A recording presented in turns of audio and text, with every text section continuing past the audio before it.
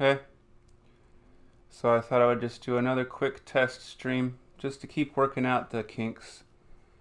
And I upped the mic audio a bit because it was a little too quiet.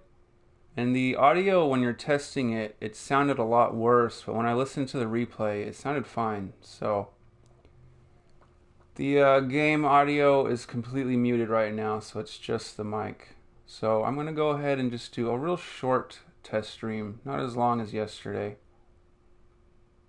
I wanted to try doing things a little bit differently. What I'd like to do is this house project is fun, but I think I also want to generate a new world and maybe like build a little cottage in the forest. That'd be cool. So I'll try that.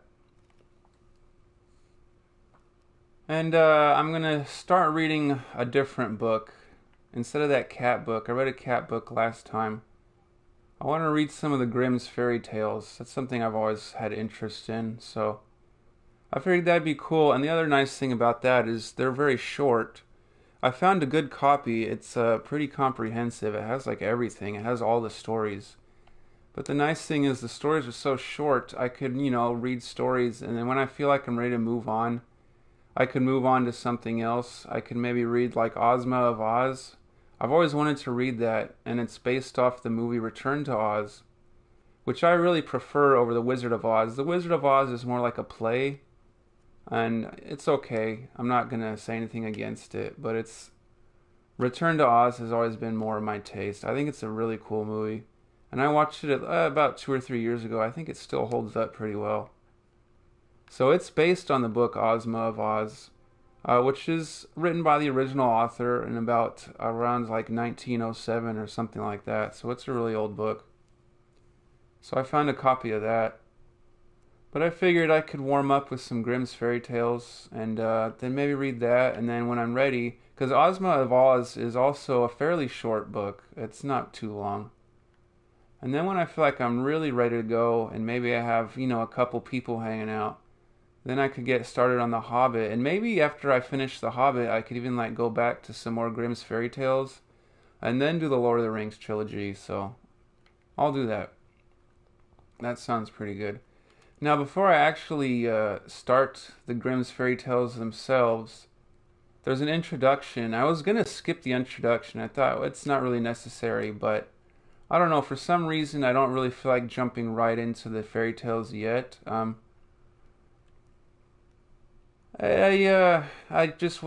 I figured I'll read the introduction. Why not? And it's fairly short, and it's more practice. And I also this is like a test stream. I'm still dealing the test stream I did yesterday. I had the game selected as Minecraft, and the title was changed, but I've had the same glitch. I don't know if it's just PlayStation. I've seen like I've seen other streamers where it keeps the title from your last stream. So you'll update the title in the game, but it just when you're streaming, it holds on to the title and the game from your last stream. It's kind of an odd glitch. So I had that going on. So even though I was streaming this, the stream was labeled as Neverwinter, the Dungeons and Dragons MMO. So, anyways, now I've got the proper stream title and the proper game. So even if it's not just, I checked the dashboard and my tags are still there. Um, it said it was, the dashboard looked accurate, but you never know. I could check it again, but I'm not going to bother. I remember, so here's the garage. I didn't show the garage last time. I think it was a two car garage. I remember I saw a cat jump from this spot all the way up here. It was like a mega jump. I was really surprised. Oh, I trained my pet bird to sing at a certain time. No, I'm lying. That's my bird clock again. Let's see. It's hard to see from here. Okay, I believe that's the American robin that just sang. Each hour a different bird sings, so it's pretty nice. That was a Christmas present. All right, let's go into the garage. We just got back with our McDonald's. We didn't go to Jack in the Box this time. We went to McDonald's, and we're gonna go up this way. So back home. We're not going to go upstairs. We're going to go, that leads outside. We're going to go in here to the laundry room. And now we're going through the kitchen. We're going to set our McDonald's on the table here. You just got to use your imagination. There's McDonald's there. Okay. There's the TV and the microwave. But it's just McDonald's, so we're not going to sit at the dining table like it's a fancy dinner. We're just going to eat over here. Actually, you know what? We're not going to eat here because there's a movie on TV. So we want to go watch, not on this little TV. We're going to go over here to the living room. So make our way over here to the living room. Oh, we got a nice fire going too. It's cozy over here. And there's the movie. There's the big TV. We're in the big room. So we got turn the TV. Oh wait, the remote. The remote's on the couch over here. Here we are. We got to use your imagination, folks. Okay. So now clicking on the TV. Oh, there's a movie on. We got our McDonald's on the little stool here. This is a bit of an infamous stool. I know it just looks like a block, but bear with me here. So this stool spun around, and when you're a little kid, it was just the most fun thing to just lay on this stool and just spin and spin till you felt sick. And that stool is still around. Now this house is empty and mostly abandoned, but my sister has that stool, and my little nephew, I remember when I went to visit, he's like, oh, I love to spin and spin on that thing. I was like, yep, that's that same one. It says something about that thing. It's a blast to spin on it when you're a kid. Alright, so anyways, I'm not going to spend too much time. It's a test stream number 2. And I'm going to read the introduction to Grimm's Fairy Tales. So, I think this is the perspective we want. This is fine. Why not? But yeah, I think what I'm going to do over the weekend, I won't be able to stream over the weekend, but I'm thinking of generating a new world. So I want to kind of generate a new world. We can go exploring around the mountains and the forest. I want to build like a little cottage. I'm honestly like a big fan of Snow White, just in general. The Disney movie, I'm not going to lie, I like it. It's my favorite Disney movie. But I've been like listening to the play, and it's a Grimm's fairy tale. The Grimm's fairy tale is okay, but then there was a play about the early 1900s, before the Disney movie was made. So the movie was based off of the play, and I've been listening to that, which is a lot better than the little like original short story, which is very basic. But anyways. So yeah, I think it'd be kind of cool to build the dwarves' cottage. That'd be kind of fun. There's lots of little projects. Like I could build the cottage in the forest. I think it might be kind of neat to like build the set from Mr. Rogers' Neighborhood, like build Mr. Rogers' house. That's something I wanted to do. And those are simple little projects, not like a massive like thing like this where you're trying to build, a huge mansion with not. This actually was relatively small as far as mansion standards. So. For those of you who don't know what technically makes a house a mansion is a front staircase and a rear staircase for the help. Because like I said, you need a housekeeper. Otherwise, the building would get run down and dirty and disgusting. So generally speaking, you would have a housekeeper. So yeah, this is the front staircase, and we already saw the back staircase back there. So that is the technical definition of a mansion. I don't know what makes a manor, and an abbey. An abbey? I mean, I know like an abbey is more like hotel sized. It's pretty gigantic. A manor, I'm not sure. I'd have to look into that. But at any rate. Alright, so let's just do this then. So I'm going to bring up the introduction to Grimm's Fairy Tales, and then next week, whenever I'm in the mood, I'll get started on that. Alright, so I gotta set my controller down. And I'm gonna go ahead and switch screens here. My screen can be a bit funky sometimes if I switch it over. It'll glitch out. So let me see if it cooperates with me. Nope, it's not cooperating. It's gonna glitch out. So this is why we're doing the test stream, so it can work out the kinks. Alright, so I've turned my screen off. This is actually a digital copy. Now, I have physical copies of the Hobbit and the Lord of the Rings trilogy. But I got this idea, because I was going to go to the library and just like rent books from the library But I thought, well, what if I can just get a digital copy? That would be pretty convenient, and then I just find everything I'm looking for. So I did find a digital copy of Grimm's Fairy Tales, which I was pretty excited about, I'm not going to lie. Alright. So I'm going to go ahead and I'm going to hit the cough button, because there's really no point in me coughing into the microphone. Give me just a second here. And I've pulled up the introduction, so it's ready to go. I better click on it. I got to focus on the screen. I'm going to turn off the mic for just a moment. Oh, I can't see the screen. Right, that's a... Okay, then I'm not going to turn off the mic. Hold on, I got to switch back. This is why we do test streams. Because you can't foresee everything. There's always going to be little details that you can't plan for. Okay, so now we're back on that. And I'm going to go ahead and just hit the cough button here as long as I'm here.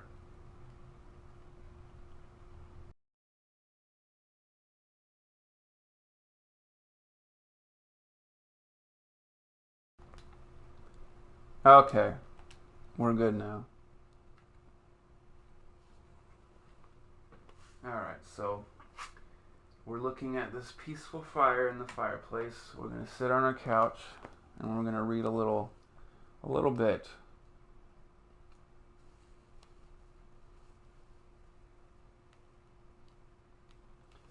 Alright, so my TV wants to glitch out on me. It does that. No big deal.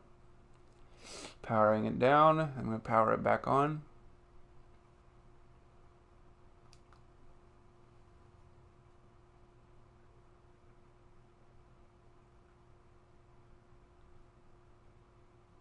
Alright, are we good? Yeah, we're good. Okay.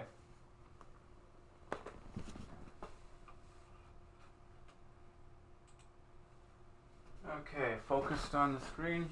Alright, so now I can get started. I'm going to take a sip of tea here before I go. So, just felt like doing another test stream, dialing in the audio levels. Getting a little more practice. Got to warm up the pipes too, so they're used to it. There's my chair squeaking. Alright, sipping the tea.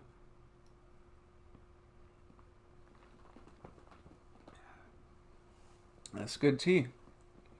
That's a blend of green tea and lemon tea. I like to mix them together because green tea is just too bitter by itself. I don't want to put sugar or anything.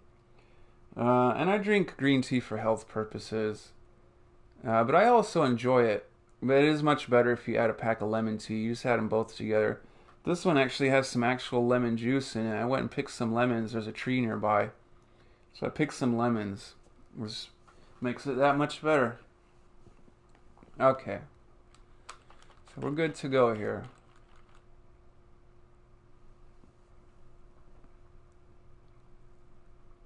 Okay, this is the introduction to Grimm's Fairy Tales by the Brothers Grimm. Preface to Volume 1. When a storm, or some other catastrophe sent from the heavens, levels an entire crop, we are relieved to find that a small patch, protected by tiny hedges or bushes, has been spared, and that some solitary stalks remain standing. When the sun shines once again and favors them, they will continue to grow alone and unnoticed. No sickle will cut them down too early, so they can be stashed in a large silo. But late in the summer, when they are ripe and fully grown, some poor and pious hands will come searching for them. Ear upon ear will be carefully bound in bundles, inspected, and attended to as whole sheaths. Then they will be brought home and serve as the staple food for the entire winter. Perhaps they will be the only seed for the future. This is how it seemed to us when we began examining the richness of German literature in earlier times, and then saw that nothing much had been preserved from that richness. Even the recollection of that treasure had been lost, and only folk songs and those innocent household tales are all that has remained. The places by the stove, the hearth in the kitchen, stone stairs leading to the attic, holidays still celebrated, pastures and woods in quiet seclusion, and above all, the undisturbed imagination have been the hedges that have protected the tales and have allowed them to be transmitted from one generation to another.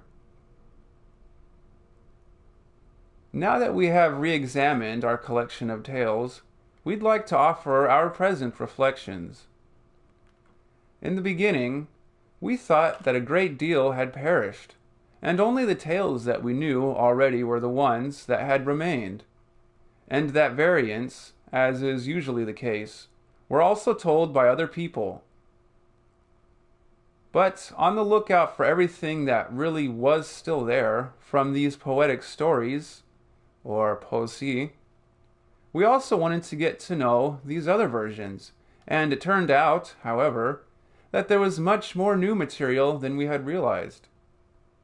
Even though we were not able to make inquiries at places very far from us, our collection grew from year to year, so that, after approximately 6 years have flown by, it now seems rich to us.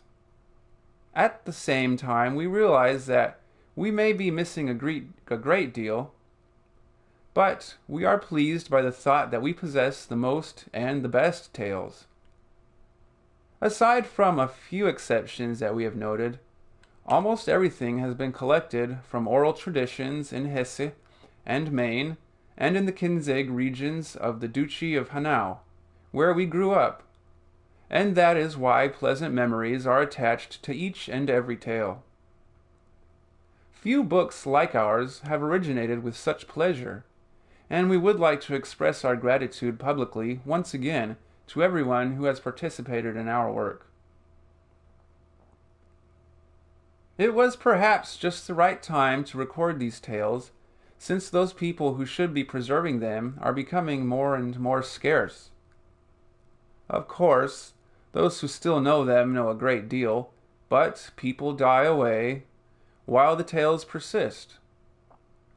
Indeed, the custom of storytelling is on the wane, just like all the familiar places and homes and gardens are succumbing to an empty splendor that resembles that smile when one speaks of these tales, a smile that appears lavish and yet does not cost very much.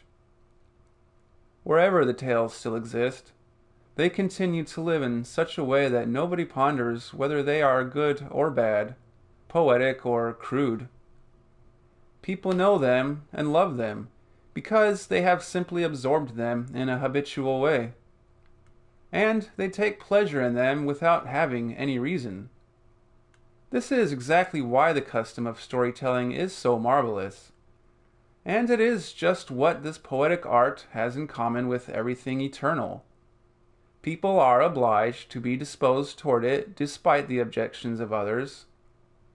Incidentally, it is easy to observe that the custom of storytelling has stuck only where poetry has enjoyed a lively reception and where the imagination has not yet been obliterated by the perversities of life. In that same regard, we don't want to praise the tales or even defend them against a contrary opinion. Their mere existence suffices to protect them. That which has managed to provide so much pleasure time and again has moved people and taught them something carries its own necessity in itself, and has certainly emanated from that eternal source that moistens all life. This is why practice is good. So I'm going to go ahead and read that again. That which has managed to provide so much pleasure time and again has moved people and taught them something carries its own necessity in itself, and has certainly emanated from that eternal source that moistens all life. And even if it were only a single drop that a folded leaf embraces, it will nevertheless glitter in the early dawn.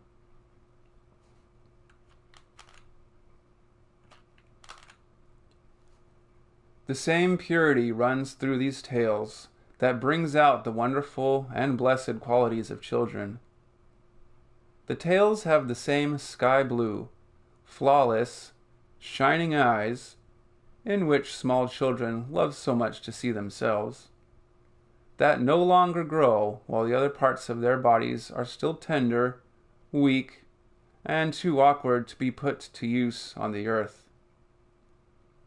Most of the situations in the tales are so ordinary that many readers will have encountered them, but like all actual things in life, they continually appear new and moving.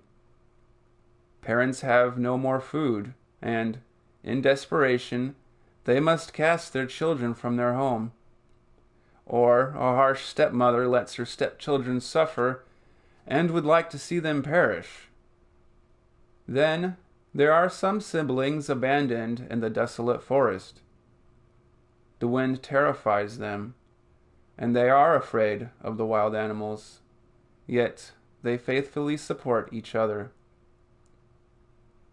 The little brother knows how to find his way back home, or, if he isn't transformed into an animal through magic, the little sister guides him in the forest and gathers foliage and moss for his bed, or she silently sits and sews a shirt for him made out of star flowers that destroy the magic spell. The entire cast of characters in this world is precisely determined. Kings, princes, faithful servants, and honest tradesmen, especially fishermen, millers, colliers, and herdsmen, who are closest to nature, make their appearance. All other things are alien and unknown to this world. Also, similar to the myths that speak about a golden age, all of nature in these tales is vibrant. Sun, moon, and stars are approachable. They give gifts and let themselves be woven into gowns. Dwarfs work in the mountains and search for metals. Mermaids sleep in the water. Birds, the doves are the most beloved and the most helpful. Plants and stones speak and know how to express their sympathy. Even blood cries out and says things, and this is how the tales already exercise their rights where the later storytelling strive to speak through their metaphors. This innocent familiarity of the greatest and the smallest has an indescribable, endearing quality to it, and we tend to prefer the conversation of the stars with a poor deserted child in the forest than the sound of the music in the spheres. Everything beautiful is golden and strewn with pearls. Even golden people live here. But misfortune is a dark power, a monstrous, cannibalistic giant, who is, however, vanquished, because a good woman, who happily knows how to avert disaster, stands ready to help. And this type of narrative always ends by opening the possibility for enduring happiness. Evil is also not anything small or close to home, and not the worst. Otherwise one could grow accustomed to it. Rather, it is something terrible, dark, and absolutely separate, so that one cannot get near it. The punishment of evil is equally dreadful. Snakes and poisonous reptiles devour their victims, or an evil individual must dance to death in red-hot iron shoes. There is much that also carries its own meaning within itself. A mother gets her real child back in her arms after she manages to cause the changeling, which the elves had substituted for own child, to laugh. Similarly, the life of a child begins with a smile and continues in joy, and as the child smiles in its sleep, angels talk to the baby. A quarter of an hour each day is exempt from the power of magic when the human forms steps forth freely as though no power can completely enshroud us. Every day affords individual people moments when they can shake off everything that is false and can view things from their perspective. On the other hand, the magic spell is also never completely vanquished. A swan's wing remains instead of an arm, and when a tear is shed, an eye is lost with it. Our worldly intelligence is humbled, and the fool, mocked and neglected by everyone, gains happiness only because of his pure heart. These features form the basis that enables the tales to readily provide a good lesson or a use for the present.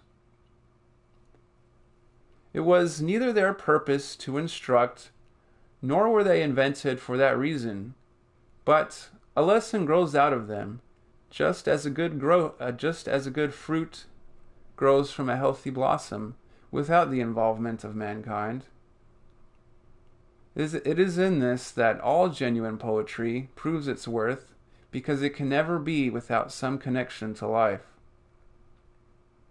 It rises from life and returns to it just as clouds return to their place of birth after they have watered the earth. This is how the essence of these tales seems to us. Naturally, they resemble all folk tales and legends in their outward appearance. They are never set and changed from region to region and from one teller to another. They faithfully preserve the same source.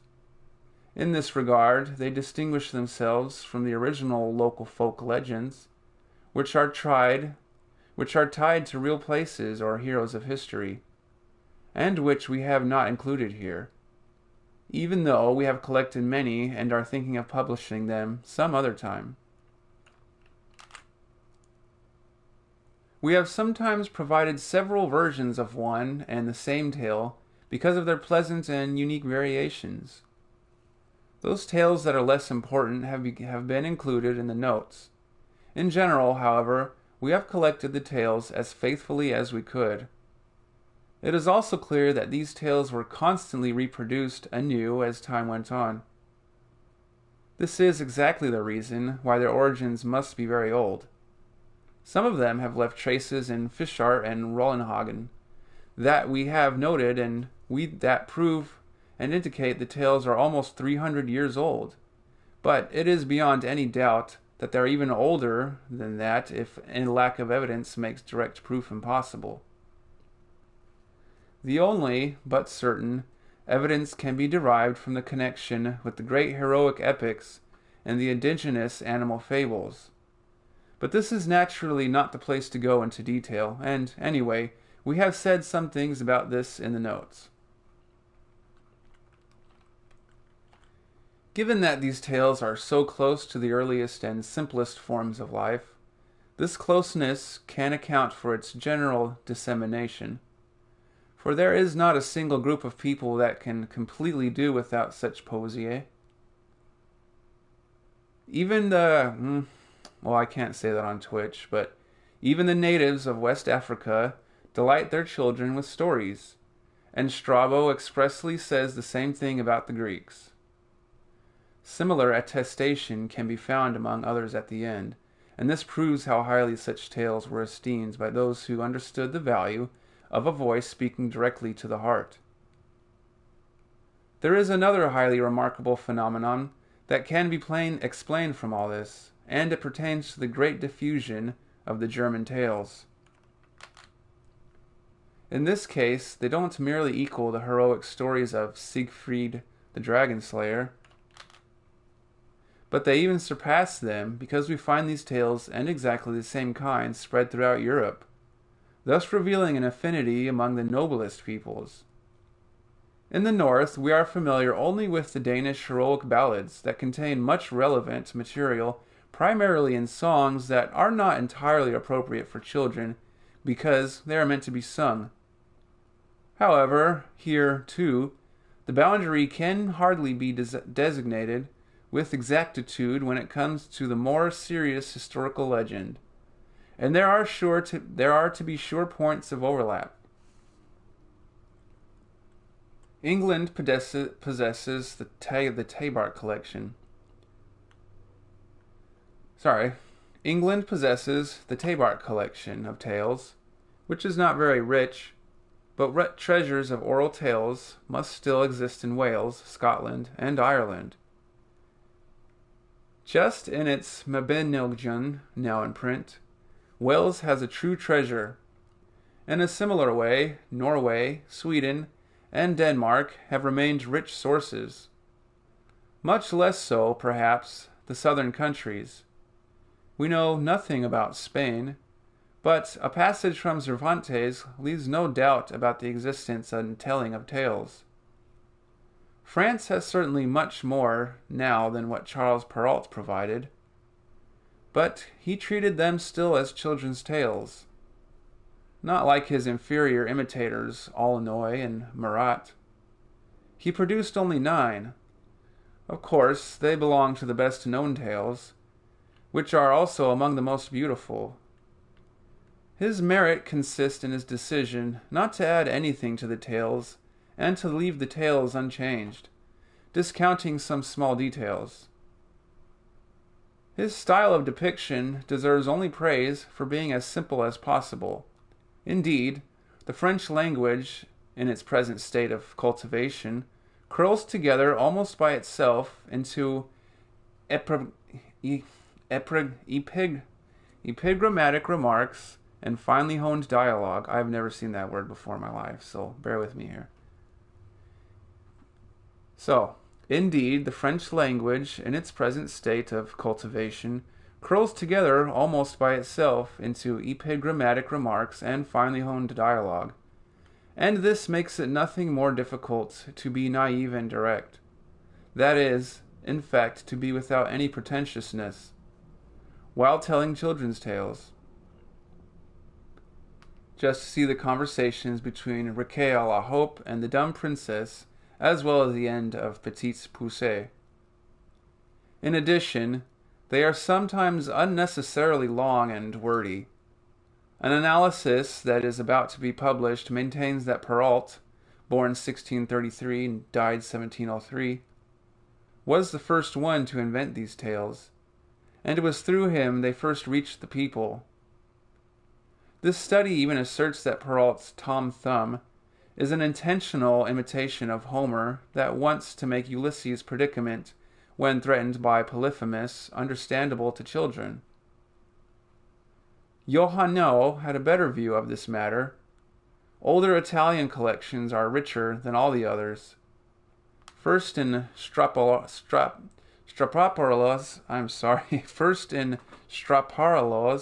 This is why I almost didn't want to read this introduction, because I kind of glanced at it, but I figured it's good practice. Nobody's watching at this point, so you got to get this stuff I got to get it out of my system.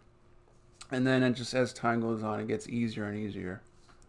So, one of the tricks I'm still trying to get used to is the buffering thing. You got to buffer ahead a little bit, but if you buffer ahead too much, you just kind of get lost. So yeah, it's anyways, but that particularly helps with like difficult things like this. Anyways, first in Straparola's Nights, which contains many good things, then especially in Basile's Pentamerone, a collection that is well known and beloved in Italy, as it is seldom and unknown in Germany. Written in Neapolitan dialect, it is in every regard a superb book. The contents are almost perfect and without false additions. The style is overflowing with good words and sayings. To translate it in a lively manner would require someone like Fischart and others from his era. Meanwhile, we have been thinking about translating it into German in the second volume of this present collection, in which everything else that is provided by foreign sources will find a place.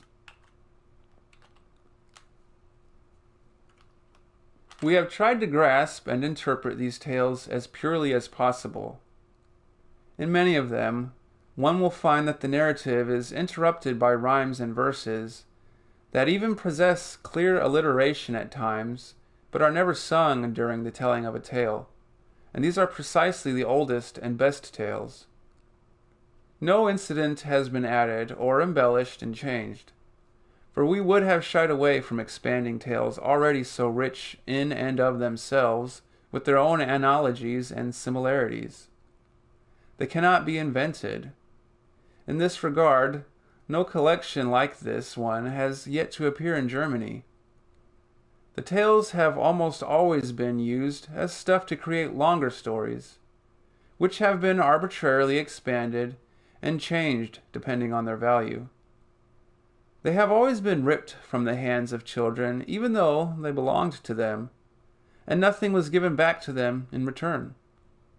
Even those people who thought about the children could not restrain themselves from mixing in mannerisms of contemporary writing.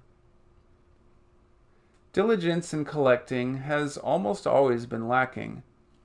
Just a few, noted by chance, were immediately published. Had we been so fortunate to be able to tell the tales in a very particular dialect, they would have been undoubtedly gained a great deal. Here we have a case where all the accomplishments of education, refinement, and artistic command of language ruin everything, and where one feels that a purified literary language, as elegant as it may be for everything else, brighter and more transparent, has here, however, become more tasteless and cannot get to the heart of the matter. We offer this book to well-meaning hands, and thereby think chiefly of the blessed power that lies in these hands. We wish they will not allow these tiny morsels of poetry to be kept entirely hidden from poor and modest readers. So that was written by Cassel, which I assume is one of the Grimm brothers. On October 18th, 1812 is when it's dated. So that's the introduction. All right. I'm not going to lie. Reading off of screen is a little harder on the eyes than reading out of a book. I'm noticing it does strain my eyes a bit. So anyways, that's something I could, you know what? I bet it would help if I turn the brightness up, because I've got the brightness really low. Yeah, that probably helps. So that's why, yeah, I think that would help. But that's why we do the test streams. So that's going to be about it. So let's switch back to the other screen. Take a look at these notes. There's some notes here.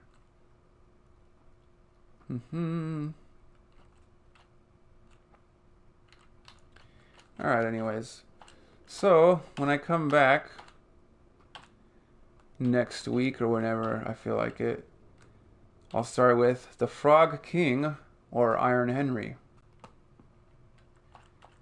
And I've heard someone else, I watched another streamer. Oh wow, this story is only like 1 page long. That's extremely short. I could read it right now, but I think I'm okay for now. I got through that. Yeah, these are all extremely short. Wow. Well, that's cool. Some of like this, some of them are a little longer, but okay. Seems like most of them are just kind of like 1 or 2 pages long. Okay, cool. So yeah, we'll start with the Frog King. Yeah, like a couple years ago, a streamer I still hang out with them now and then. They're reading some of the Grimm's fairy tales. Although they got to like Hansel and Gretel, and they were like really repulsed by it. I was like, have you never heard it before? Like, even like the watered down like Looney Tunes, or like even in the Looney Tunes, she still says she's gonna bake the kids in the oven. And like when the reader, she got to that part, she was reading the story. She's like, "Oh, this is terrible. I'm not reading this anymore." Oh, and she literally just like stopped reading the story, just like stopped dead in the tracks. No, we're not reading. Like, okay. I was like, yeah. Have you not heard the story before? And then you're just gonna stop reading it. It's like, oh, I can't finish it now because Anyways, yeah, so. Alright. So, yeah, well, there's like a lot of these, so I'm not going to go from beginning to end. I'll just read as much as I want, and then when I'm ready to move on, I'll probably do Ozma of Oz, and then by that point, I'll be good and ready for the Hobbit. Like, I can already feel my voice starting to kind of get tired. That's the other thing, why it's not just to work out the kinks, get like I also got to get my vocal cords warmed up. That's why I put lemon juice in my tea because that's really good from like if your voice is getting tired. I heard that from one of the SpongeBob animators slash voice actors. I can't think of his name right now, but I was listening to the audio commentary on a SpongeBob DVD, and he was saying, yeah, if you're wearing out your voice, one thing you want to avoid caffeine and any cold drinks, because that'll tighten up your throat and your vocal cords. You want hot liquids and natural lemon juice, and that's supposed to be really helpful. And I've got that throat coat tea as well. Alright, so that was like way longer than I was planning. I was planning to just do something really quick, but that's okay. So, the export to YouTube worked pretty well. And for some reason, it made 2 copies of the video. I don't know why, but we'll see if it does that again. So I turned the mic up. It should be fine. And let's go ahead and turn the game audio back up.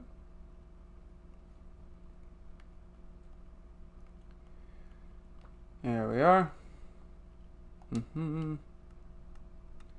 Now we should start hearing that fire crackle. Okay. And yeah, I think I'll generate a new world. I'll do that over the weekend. It gives me something to do.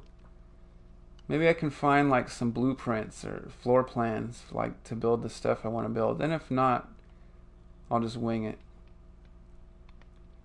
I like this orca. It's kind of like Shamu. See what I got, some other free skins. Alright, so that's it for today. Alright, well, there we are. I'm going to end it here. If anybody happens to listen to this, thanks. I appreciate you. And I'll be back whenever it feels like a fun thing to do. Which is, like I said, I've done this before and I enjoyed it. So I'm looking forward to it. Alright. Take care, everyone. Bye.